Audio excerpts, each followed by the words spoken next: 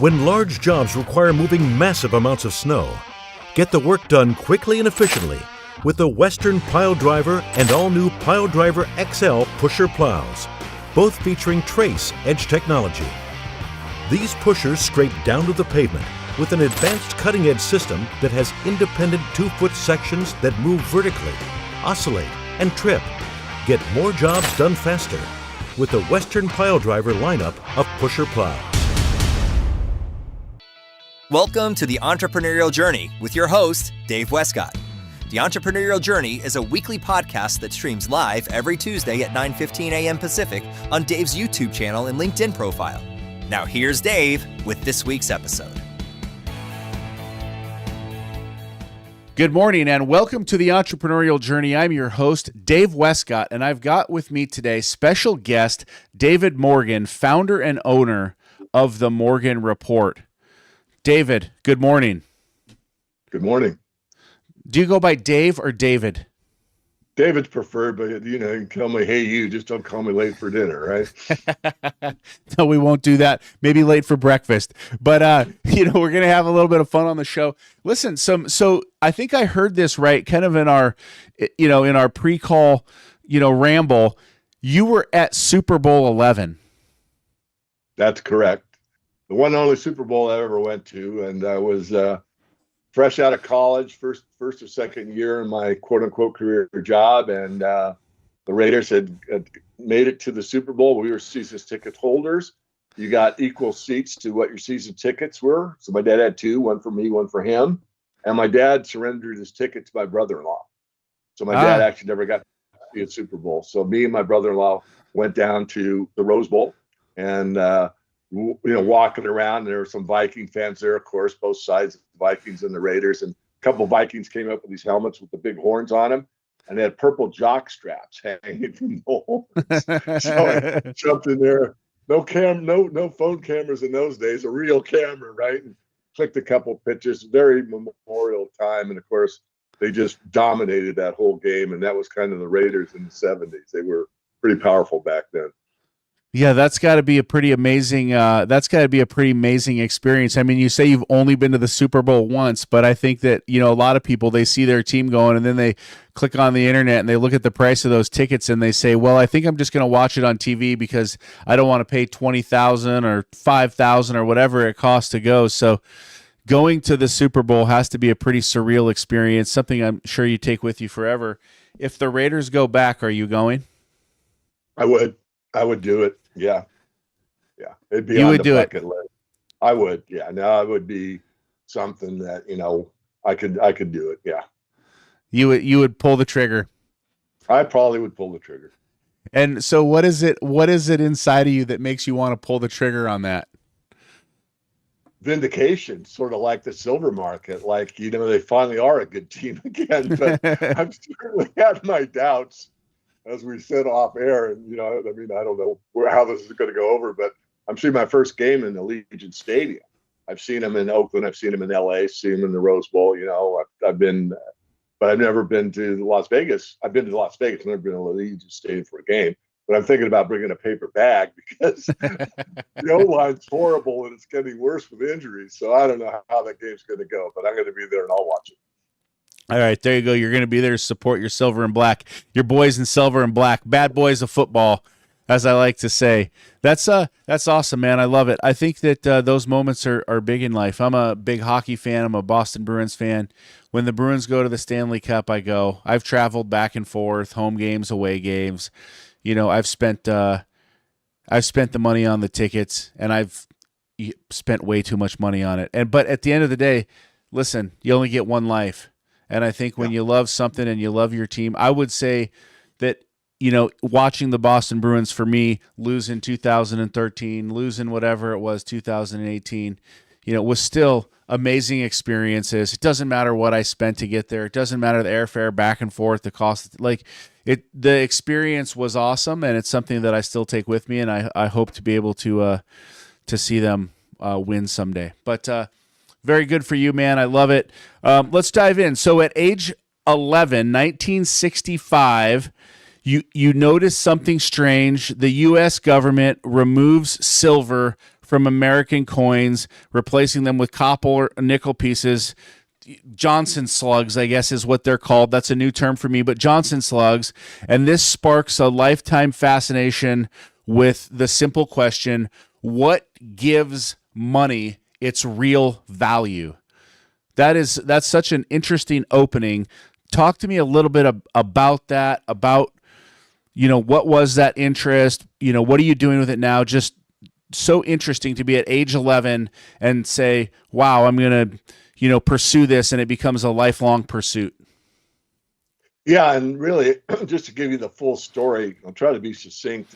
I mean, that probably subconsciously might have really triggered that, but it wasn't like I knew what I would do later in life, because I actually went through school, got a degree in aero engineering, was a crew member on the B-1 bomber. I worked as a flight test engineer for many years with the military.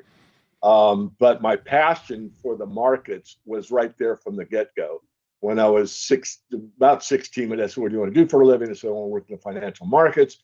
And I begged him to, pursue that. And I actually started flying at age 16 and started trading stocks at the same time. And under the Uniform Gift of Minors Act, you pay parents, sign a document to the state of California, and they say, yeah, you can trade stocks because your parents approve it. So I started trading stocks at 16. So Wow. I was kind of bifurcated, looking at an aircraft career, which I pursued, but I was in the markets from that day onward. So when the aircraft thing ended, I went full time into what I do now. But as far as coming back to your question, how did that fascination with honest money begin? And obviously it was because I saw the coinage change. And then I had that aha moment when I realized that all fiat systems fail. And no matter how they're shaped or how they're done, every currency that's been unbacked has failed. And that, of course, was startling revelation, because I thought, well, if that's true, that means at some point in time the dollar will fail. And I gulped hard, because it's the first time that the US dollar was the reserve currency of the entire world. So it wouldn't be a Weimar Republic situation where the Weimar Republic goes down, but you can move to Austria, could have moved to France. The ways to mitigate it somewhat. Not that people didn't get decimated, they did, but there were ways out. You could move, you could use another currency, that type of thing. This time, if the dollar goes, basically the whole world goes at the same time. So building the Morgan Report from scratch turned into a contrarian viewpoint that money itself is really not recognized for what it is. And if it doesn't have true value, at some point it starts to degrade to the point where everyone recognizes it. And usually the repercussions are substantial, and then we come back, we rebuild, and things go on. Nothing ends. The world doesn't end. It's not the end of life, but it certainly can be a, let's say, rough spot for the global community as far as getting our footing back on solid ground and building back better on a system that can be trusted again. Very, very interesting. So in the research that you did, every single civilization that was built without a gold back, silver back, whatever, built without a backing to the currency, at some point failed. That's what you're saying. That's what I'm saying. Now, just to go a step further, there have been all these empires have failed. And one of these books back here, The Collapse of Complex Societies, goes through many of them. And sometimes it was crop failure, sometimes it was war, sometimes there were other things that can make an empire fail. So it's not, it has to be the money failed. But in many cases, the Roman Empire being the best example, most people have at least a cursory idea about, is because the currency went from a silver denarius, it was almost pure silver, to the very end when it was basically a dross coin that was, washed in silver. There's such a thin coating of silver, it actually wore off over usage. So that's kind of the best example I could give you of a monetary failure of an empire. That's very, very interesting. Why? Is there a catalytic event that happens in these civilizations that says we went from the gold standard to the non-backed standard? Is there something that repeats in history where it's just like, this is what happened to the economy, this is what happened to trade, this is what happened that led to this change, or is it different every time? There's both. And there's always some differences, but the main thrust is war. Usually, the treasury of the king, the treasury of the nation state, is on an honest money system. Usually, I'm broad brushing this. Usually sufficient for commerce to go well and things to perk along in a good manner. And then there's a conflict. And in the conflict, you have to have more resources than the treasury allows. So in those cases, many, many times through history, you've got to borrow money from somebody, or you've got to debase the currency, or both, come up with enough pay to pay the soldiers, build the war machine, and go out and fight somebody. And I hate to say it, but you asked me a direct question, I'll give you a direct answer. Sad as it is, that's what happens in many cases. You know, that's very interesting. I'm going to make a direct correlation to business here, but I'm going to say that that is war. I understand. We go to war. Somebody goes to war. Some empire goes to war. They don't have the funds to fuel the war. They borrow the money from somebody else to go fight the battle. The battle consumes resources, people, all sorts of different things. It's so similar to that in business, right? You start a business, you build a business. Doesn't matter if it's a plumbing business, electrical business, fruit smoothie stand, Chase Bank. It doesn't matter. The more lawsuits you have, the more battles you have, the more things that you have that take away from the function of the business, the more that the business is going to suffer. Thus, they can't run the economy of the business because they're always fighting battles, which take up resources, time, they borrow, they end up failing. It's almost a very similar correlation. I mean, that's where my mind went. I don't know where your mind goes with that, but that's just where my mind went as, I deal in business every day. What are your thoughts on that? Am I off track, on track? What are you thinking? No, I agree. And maybe to divert from that slightly, but I think it's on the same theme. There seems to be like a sweet spot for many businesses. And people get outside of that parameter. In other words, they've got, I don't know, let's just say it's 500 person enterprise, not 500 employees, but 500 clients, and you run it with 3 people. And you go to 1,500 clients and you run it with 12 people, but the net's about the same, but the headaches are more than triple, they're quadruple. I mean, I've seen that, and that's why when I did mine, I'm totally independent. Yes, I have a staff. It's not just me. I need their help. But I'm kind of in a sweet spot. If I doubled the business, I'm not sure I'd be any happier for me. And I think a lot of people or businesses expand too quickly, or they go over in debt. I mean, like a lot of franchises. I mean, I could go on and on, but I agree with you, Dave. There's situations where rather than understanding, there's an optimization. I mean, there's an optimization for a race car. How many horsepower per this much weight? You can go too much where you can't even run the race car because you just spin the wheels no matter what. I mean, so it's an optimization. I think people lose sight of that. And then on your side, yeah, you could get these problems that come up that are, out of left field, or, I've had issues with my business. I won't go into great detail, but certainly it's bogged me down. Have to get into the legal framework of who's who in the zoo, and you go through all that and come out the other end as absolved of any wrongdoing. But nonetheless, it takes resources, it takes time, it takes money, and it diverts you from your primary purpose. Yeah, I love that, and I love where you went with that too. I love the optimization. I love the race car analogy, and I love the expanding too quickly. And I think that franchises can be very rough. I agree with all that. So you've looked at this. You've looked at business. You've been analyzing business. You've been in business. The Morgan Report was born in 1999, and you say that was born directly from hard lessons. And what you didn't want was your readers to experience what you experienced along the way. What was that catalytic moment that said, this is the Morgan Report, and these are the lessons you want to protect your readers from? Well, as you outlined, I was interested in honest money, sound money from a very early age. And of course, I carried that through and pursued that line of thinking. And I had it confirmed and reconfirmed on my study that was self-taught for a lot. And then when I got a little older, in my 20s, I started to learn about the independent financial newsletter industry. And I delved into that, and I found these rather significant writers of the time, James Dines being probably the most motivational to me, but many others. You probably remember Howard Ruff. There were many, Jim Sinclair. And these men influenced me on my thinking about, the principles of sound money. And that's, what basically carried me forward. So knew I had the right theme. Honest money is going to win out in the end.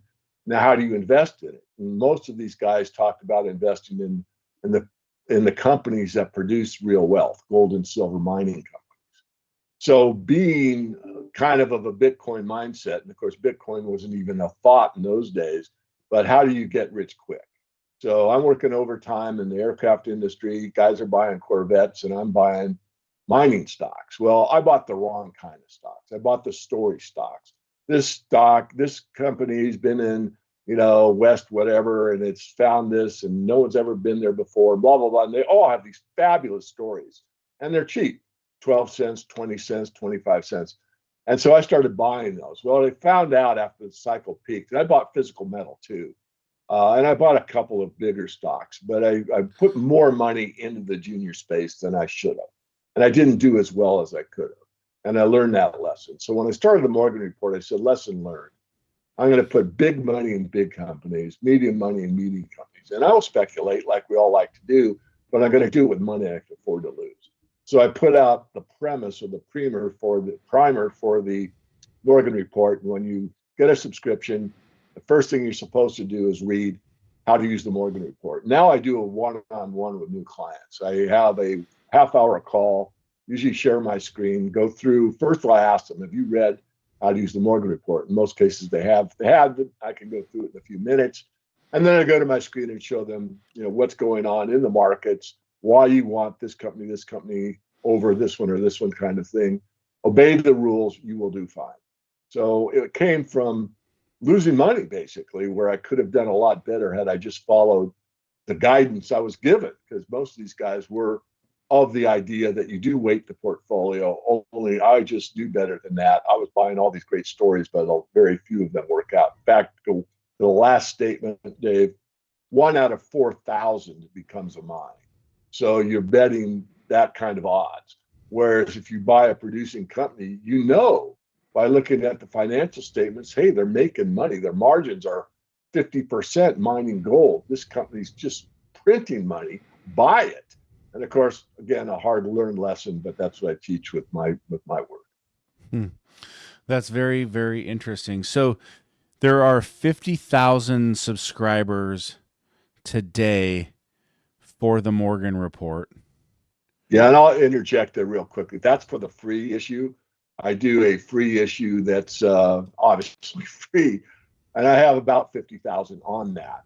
Then I have a paid service, which is what I just outlined, and that's a much smaller base than the 50,000. And what's the difference between the two? One is free and one you pay for. The one you pay for has a couple of steps. You can have the basic report that comes out electronically once a month.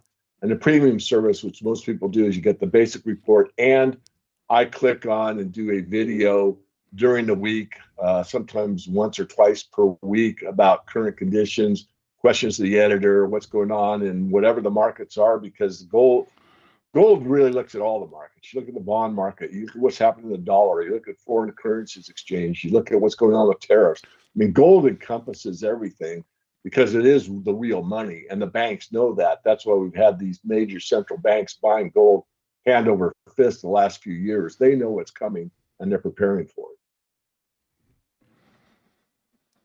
So the advice to the average listener on the show, the average person, what is your investment advice to somebody? It's very simple. Yeah, sorry to interrupt. No, you're good. You're good. Very simple. It's if you're going to save, the tradition is save, put your money in the bank, safe, and save it. And that concept works great in a gold-backed or a bimetallic standard like we had up until 1965.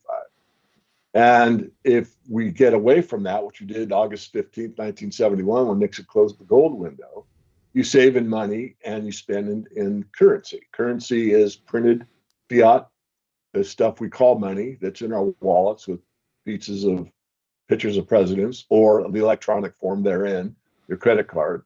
But when you save, you just collect coins. You collect silver coins and gold coins. And if you've done that over the last, 10 years, 20 years, 30 years, 40 years, you'll find that it holds its value. When I started driving as a teenager, you could buy a gallon of gas for 25 cents. That was a silver quarter. Today, you can buy a gallon of gas for a silver quarter. So what do you get for a fiat quarter, a Johnson slug, as I call them? Well, I don't know if maybe you can get gum in a gumball machine, but yet that same quarter in silver buys you the same amount of gas, or actually a little more than it did in 1964. So that's the idea. You save in real money. You don't have to buy any stocks. You don't have to subscribe to the Morgan Report. You just have to understand how the Roman Empire fell and how all these other empires fell and how all fiat currencies were destroyed. Have that basic concept. And the way to mitigate that is you save in money and you spend in currency. And if you do that, you are going to come out at least with your purchasing power intact over 5, 10, 15, 20, 25 years. Very, very interesting. I heard the other day that they're not going to be using pennies anymore. They've pulled pennies off of the marketplace, and there's $250 billion worth of pennies in circulation.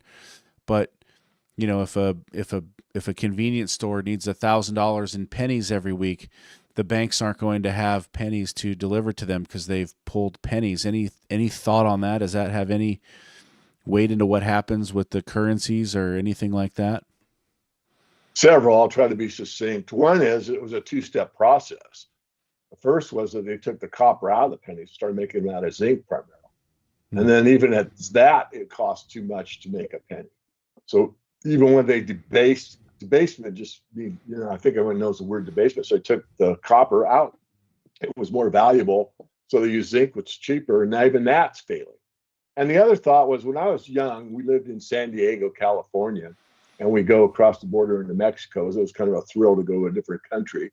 And I remember just as like a 10-year-old looking at, at some of these shops we're in, my mother was buying something and they had these little cups out there, little trays, and they had all these pesos just sitting there out in the open. And even as a 10-year-old, again, remember I was 11 when the currency changed or the monetary base changed. And I thought, wow, that's so interesting. These pesos are so worthless that when you make a purchase and you're short a few pesos, you just take them out of this dish and you hand them to the merchant and make up the exact change. Well, fast forward to now, we see those penny trays all over the place. That's right. And it's just an indication. It's an absolute way to realize the currency is failing. Wow. And yet it took years for it to happen to the United States. But as a young kid, I saw it and I thought, I wonder if, and of course the if is here. So let me run this by you. Let's just say that in my mind, as a regular old guy just hanging out, trying to take care of his family and pay the bills and whatnot, and you're thinking about investment. And just in a simple way, I think about investment in, I'll just say it, 5 different categories. And I think about it like this. I've got real estate, which I can invest in. I've got silver, which I can invest in. Like when I think of silver, I would go to the local coin shop and I would buy coins at spot value. Gold, I can look at it the same way. Stocks, which can be, working with a wealth management or buying a stock on your own, but just some sort of investment in the stock exchange. And then I've got this new kind of thought that seems a little risky, seems a little scary, and it's called Bitcoin. If I'm working with you, if I'm speaking with you, if I'm looking at it, out of those 5 options to take my hard-earned paycheck, and what I hear is the undervalued dollar or penny or whatever it might be, the Johnson slug, I love that term. Where should I put my money? Where would you say, Dave, this is the spot you got to put your money in? Well, I think nature preaches balance. We all know, and, some of us are overweight, but, if you eat the right amount, you're going to maintain your perfect weight. If you eat too little, you're going to be too thin. So So you want to balance your portfolio. And what I do is a specialty. My specialty is resource company. So it's gold and silver, it's lithium, it's cobalt, it's uranium. We've done well in almost all of those sectors over time, copper. And so that's 20% of your portfolio maximum. So if you go to 5, you multiply 20 times 5, you get 100%. So I'm right in the same thinking as you are. But I would say the question was, where would you go right now? I would say if you do not have any exposure that has no counterparty risk, and the only thing that doesn't, real estate does, stocks do, everyone has counterparty risk except the precious metals. So if you don't have any, I would suggest you get some. How much? No more than 20%. 10's probably sufficient for almost everything. So if you have 10% in the metals, 90% can be in those other categories. And there's always opportunities in real estate, in the stock market, and whatever. On the Bitcoin, I'll plead neutral. I've studied it quite hard. I do know more than most, although I'm accused of, you don't understand Bitcoin, because being an engineer and having a very high math background and having a finance degree and looking at the finances of Bitcoin, I would be shot on sight if I told somebody to invest in a gold mine when it cost them $10,000 to produce an ounce of gold when I can only get 4,000 for it. It's really not that bad in Bitcoin, but some of the miners cost like 111,000 for a Bitcoin is selling about the same price. If you're at par, you're not going to make any money. So these miners just keep going down, down, down into the burning ring of fire as the Bitcoin price goes higher and higher. So something's definitely wrong. And what's wrong is there's a mismatch between the production of the widget and the cost of the widget, or the market value, quote unquote, of it. It's really overvalued as far as what you can mine it for. Go to Italy, it cost about 300,000 US to mine a Bitcoin. So it's on a path of any financial analyst that's worth his weight and actually looks at the numbers would be shying away. And that would be true in a gold stock or a stock on the New York Stock Exchange or whatever. If you don't have a margin, if you're not making a profit, then why would you want to be in business? Because if you don't make a profit, you're out of business. Yeah, I love the way you broke that down. Thank you very much for sharing that. That's really good. We've been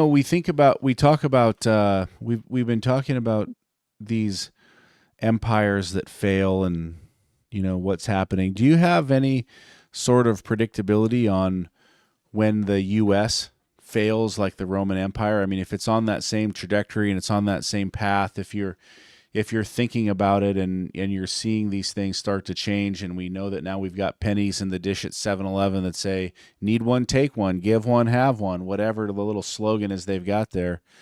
And we've seen this dollar begin to fail. What is the timeline for the failure of the US?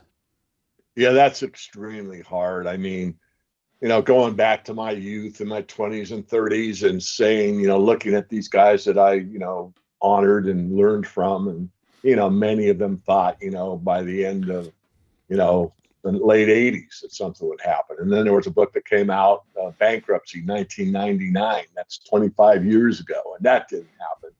But I will stab at it. What you see at the end is an acceleration. And we're seeing an acceleration in the price of gold and silver right now, which usually indicates the last phase of the demise of the currency. And gold and silver are up like 60% this year alone. And that kind of a move in those metals is historic. It means that we're getting near the end based on previous markets. They don't exactly go identically, but as you know, they don't repeat, they rhyme. So we're seeing that. We also need to say, what really happens in a financial collapse? Because people hear that word and they think about a building collapsing from, like the Twin Towers, a collapse, and it's over, it's done, it's dust. And that's not at all what happens in a financial collapse. In a collapse, all of the wealth is still there. So all the buildings remain, the churches, all the commercial activity, shopping centers, movie theaters, churches, all the infrastructure, the roads, the highways, the airports are all there. Everything's there. So the wealth isn't really gone. The oil wells are there, the wheat fields are there. So what happens? What happens is there's a repricing or a revaluation, is a better word, of all of the wealth that exists. And what usually happens is that people that are over in debt, that have leveraged too much for that apartment building or that real estate empire, or gone on margin for their stock portfolio, or bet on an interest rate move with a derivative. Those things get blown away and things get revalued. So people that have actually saved, especially if they saved in gold and silver, have a lot of purchasing power when the revaluation occurs. And once that, let's say, settles out and is revalued for the real world that we are in, then things start up again. And usually that happens with a switch out of the present paradigm into a new one that's usually associated with gold and silver, but in these days associated with gold. I don't think we're ever going back to a gold, historic classic gold standard at all, but I think we could mitigate the issue with a tie to gold or a tie to commodities. And that's what I think we're going to see in the future. As far as how far do we have to go, I'll say it, and of course you can have me back on. David, you're wrong. I've been wrong before, but I would say right now, based on my work, everything I've studied, we have about 2.5 years. Wow. What's the spot price on silver today for an ounce? Do you know? Yeah, it was over 50 this morning. It was as high as 51 overseas. When the New York opened, it dropped to around 50. Wow. That is crazy. It feels like just last year it was like $20 an ounce. It's moved dramatically, as I said earlier. This is the acceleration phase. There's 3 phases to any major market. They go up and then they go down, they go up and then they go down, and the last leg up, the third leg up, is the most dramatic as far as time and value. So it makes the most gains in the least amount of time, and that's the phase you really want to be in. So you could have sat on your hands for the last 25 years. I've been writing the Morgan Report and said, geez, I understand it, but I'm really not ready. And you get in now at $50 gold and you hold all the way up to the top, which is what? I don't know. Maybe it's topping here. I doubt it. But let's say it tops at 100 or 200.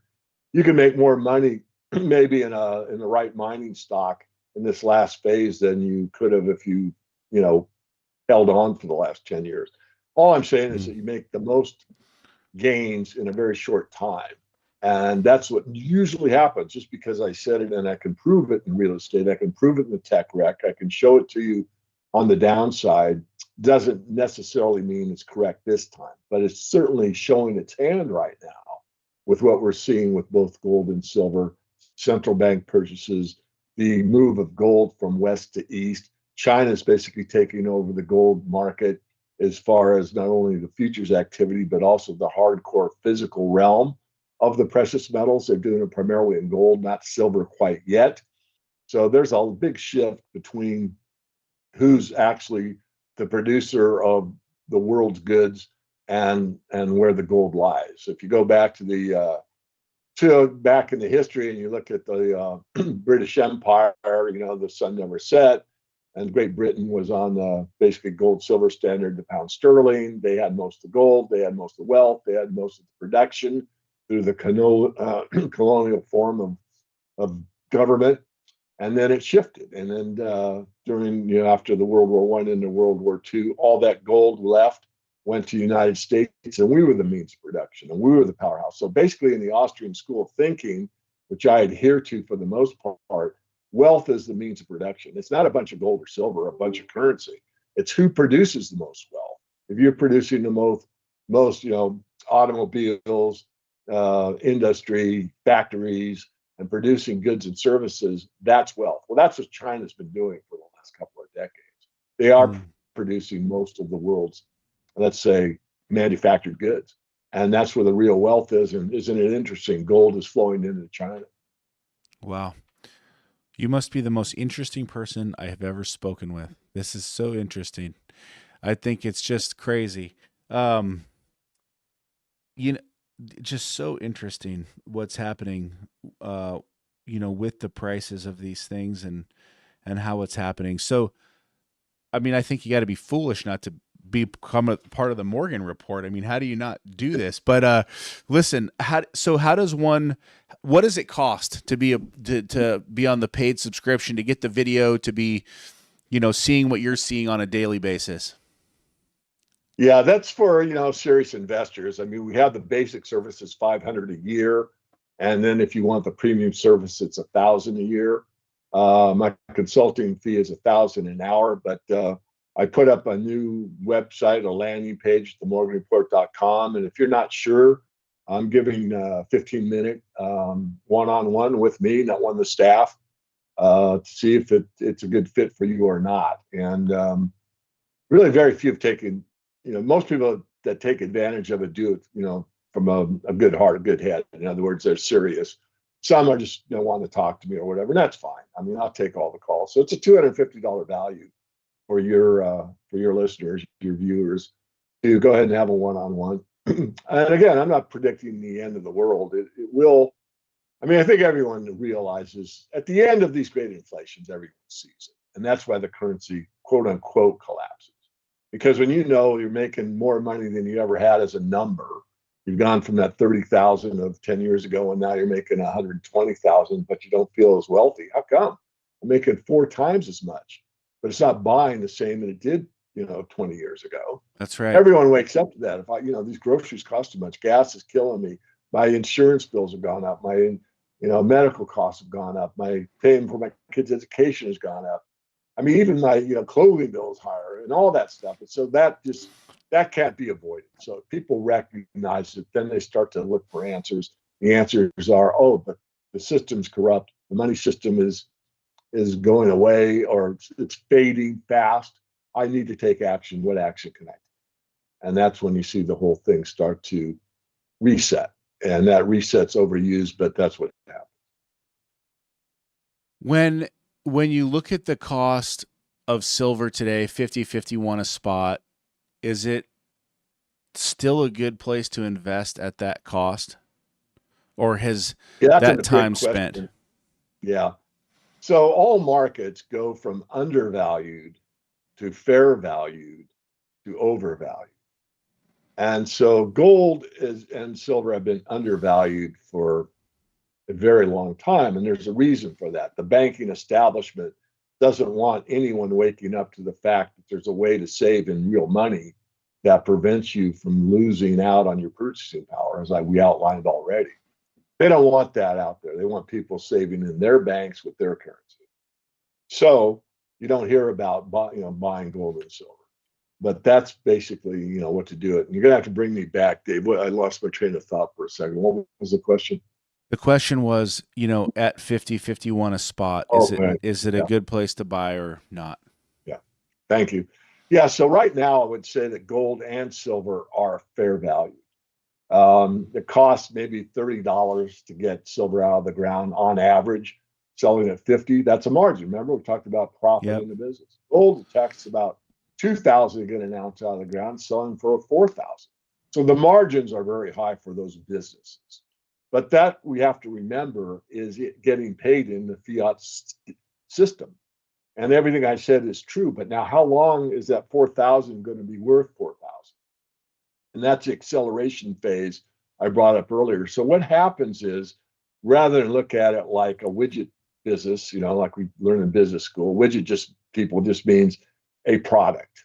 It's just a term used in business school. So when you see the market do what it's done, it's saying very, very clearly, if you understand this market, that we are in the final phase, and that I'm not acting as a normal business where this is a profit margin. I'm acting in the manner of, this is the money of last resort. This is the final chapter of this monetary experiment that's failed every time in the past. And that's what we're seeing right now. Wow. So it's a very small window where people look at it for one purpose and one purpose only, to protect their wealth or maintain their purchasing power. And that phase, again, is very short. And that's why I gave you the 2-year or so time frame, because I don't think the dollar will go to zero. I don't think everything's burning into the ground. But I do think we're going into a new digital currency that will be either a private-public partnership with the U.S. government or another nation state, or it could be a plethora of them. Where you have the Amazon coin, and you have the I don't know what's another, the Home Depot coin or whatever, where you go through and you have these digital currencies. and then you come out, and that's the way you transact business, where you go into the new digital realm where everything is traced, tracked, and actually could be taxed at the point of sale. And further being traced, it could actually manipulate your savings regarding what your political views are or what your purchases are based on a carbon score. Where if you've eaten too much red meat, for example, you have an allotment in carbon credits, regardless of how wealthy you are. You could be a multimillionaire, have that much in the bank, but you spent too much on red meat, as I just said, and you go to buy another steak or go to a barbecue and it says denied. Denied. I got all that money back. No, you've denied because your carbon score is too high.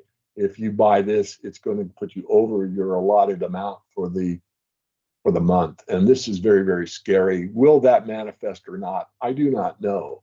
What I do know is that the capability to do it is there. And I also know that this is basically what's going on in China, although That's right.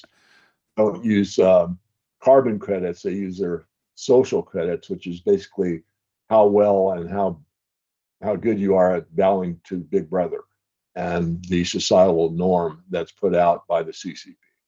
So this is a very bleak future in a way. It's kind of Orwellian if you want to think of it in those terms.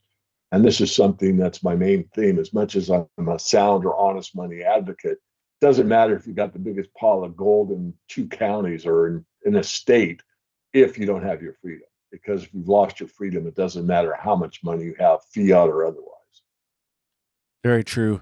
The thing in China is very real with the social score. They've been doing that for a long time. I've heard, that if you go buy too much beer, your social score will go down, right?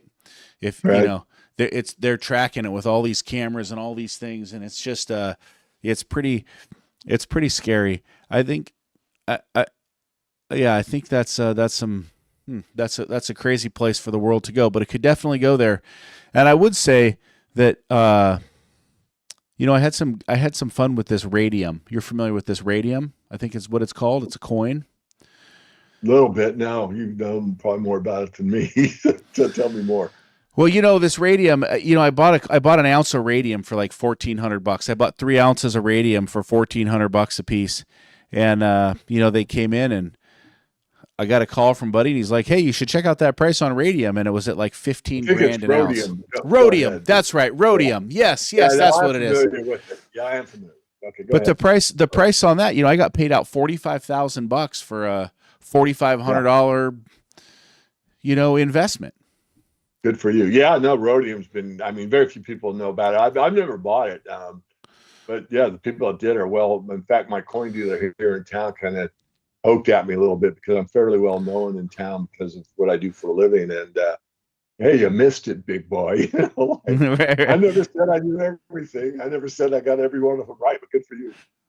Yeah. No, listen, it's true. I mean, I love this. I love the idea of, where the money goes, how it's controlled. I love how you've tied everything back to history. I love how you've broken this down over centuries and, different empires. And I love how you're tracking where it's going and what it's happening. And I think that the end is so true that, you can have all the gold in the world. You can stock it up in the safe. You can have as much of it as you want.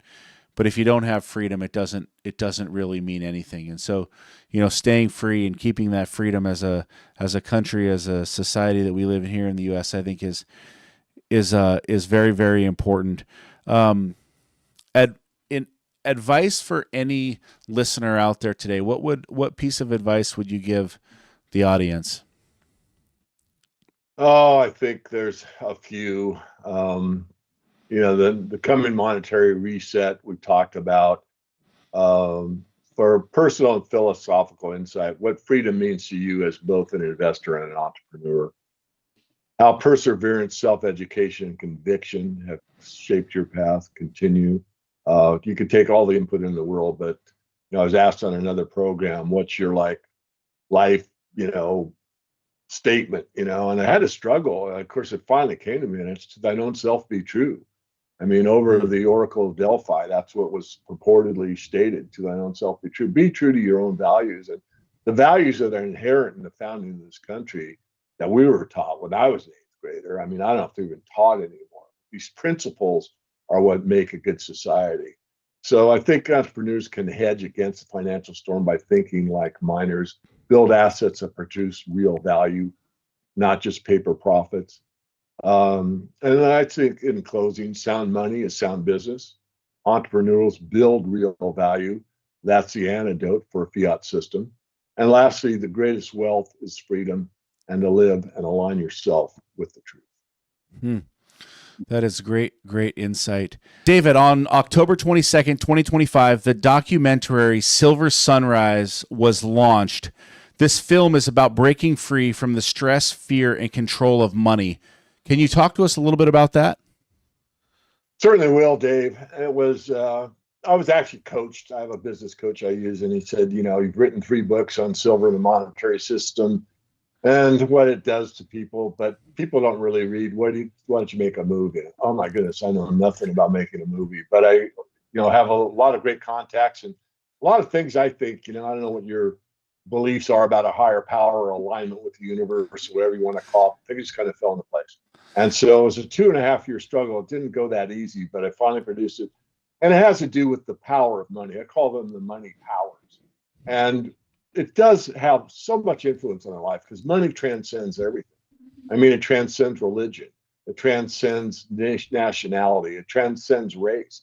No matter who you are or where you are on the planet, we're all concerned about our money. And because in the modern world, if you don't have money, you basically aren't living. And so because of that overview, I wanted to point out to people how much control it has over their life. Like, for example, in my belief system, you don't have to agree, the political class is basically bought and paid for. I mean, we really don't have representative government anymore. What we have is we have the corporate class that lobbies to the political class and writes the legislation that our purported representatives pass into law that are advantageous to large corporations. And that's corporatocracy, which is better known as fascism. So we're in a system that really we're not designed to be in. And again, it goes back to my main premise, which is freedom. So this documentary explores those ideas and talks about what's really important as a human being, what is a human experience, why we have more power than we're given, and why we have to question authority. I'm not anti anything, but I'm pro peace and I'm pro freedom. So that's the gist of the documentary. And I encourage everyone to watch it and give me feedback. I usually close the comments, but this time I've left them open because will I do a sequel or will I do a wrap up? Or maybe Dave will watch it and come back and say, I've got to have you back on. We did our interview. I thought it was powerful, but now that I've watched the documentary, there's a couple things I need to clear up, or I want to reemphasize because this is important. We're all working together. It's not like it's the money powers have so much control. They only have control because we relinquish it to them because we've been taught to respect authority. And yet, as much as we should respect each other, but we need to question everyone, authority figures at this time in history, especially. Wow, that's super powerful. I'm excited to watch the documentary Silver Sunrise. I can't wait to check that out. I'm going to make my 10-year-old, 8-year-old, and 3-year-old sit down and go through it with me as well. We're going to get them started on the right path, right? Back where you started this journey at age 11, you started getting this interest. You can never be too young. Where can I watch this documentary? Is it on the website? Is it where is it at? A special URL, not that special, I just own it. silversunrise.tv, like television. silversunrise.tv. You'll see the thumbnail. You just click the go button and away you go. That is amazing. I'm going to check it out. URL silversunrise.tv. We're going to check out this documentary. We're going to get it going. And you also authored the Silver Manifesto, which appeared on CNBC, Fox Business, MSNBC, and was featured in the documentary Four Horsemen. Can you share a little bit about that? Yeah, well, the Silver Manifesto is sort of the Bible of the silver market, but also monetary history, how the banking system works, how we're really being cheated. It goes through a lot of things. It also goes through people that want to invest in resource companies, how we at the Mortgage Report pick a mining stock, which is something we spent some time together on, Dave, about, well, why did you go, what started the Mortgage Report and investing incorrectly. So it goes through all those things. And I would just say that's probably, the basis of being in some of these documentaries. The Four Horsemen was a film. It's about a decade old. You can look it up. It's for free. It's called The Four Horsemen Film. And it goes through a lot of what I did in The Silver Sunrise, maybe even a better way. I don't know. You can judge for yourself which film is the best. I'm not competing. But the message is the fall of empire. The main premise of the Four Horsemen film is the fall of empire and how this cycles. It's not the end of the world. This happens again and again and again. And it goes through the rise and fall of empire, and where at the end we worship certain things that we see in our daily lives. At the end of empire, we have a big propensity to worship food.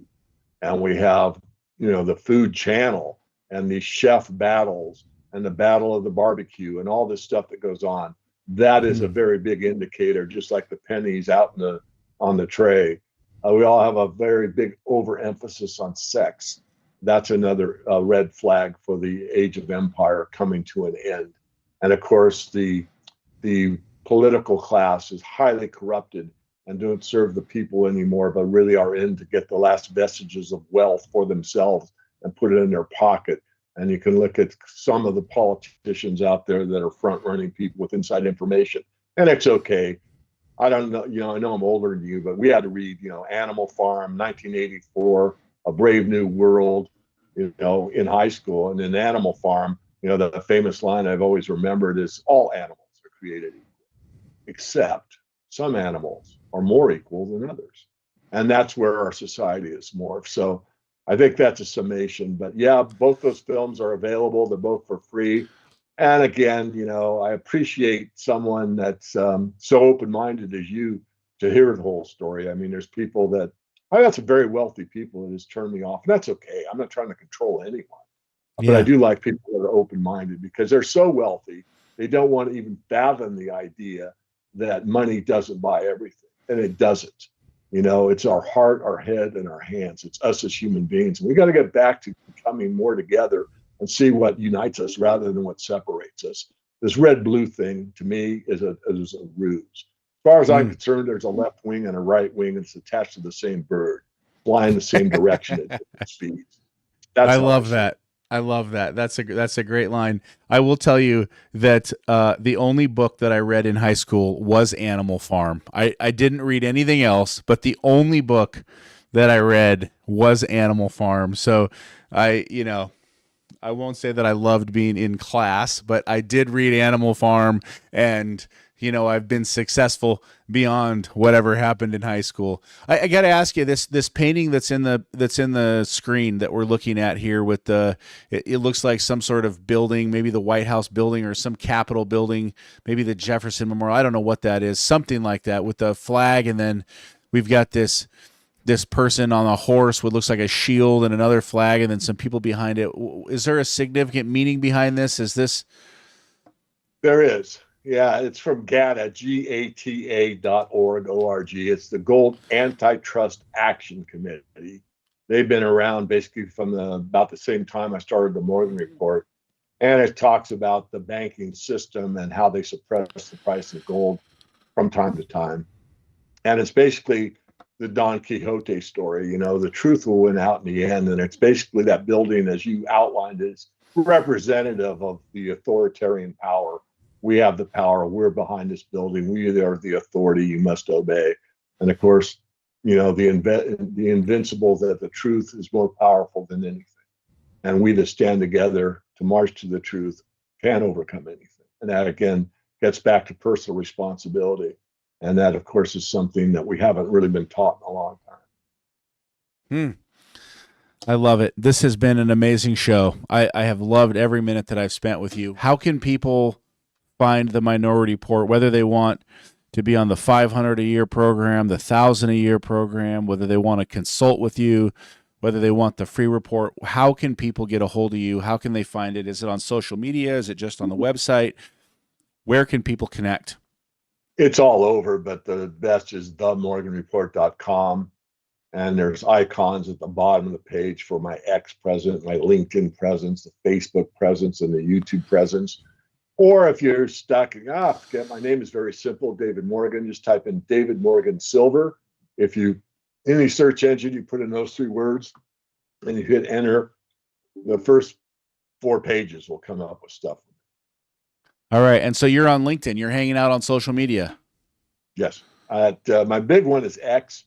I'm at Silver Guru 22. So the @ Silver Guru GURU 22. That's my X presence. And that's the only place I'm not shadow banned. My YouTube channel is shadow banned. LinkedIn probably isn't. It's probably par, but got over 100,000 followers on X. So I know that one's pretty much aligned with organic growth. Wow. And what is shadow banned?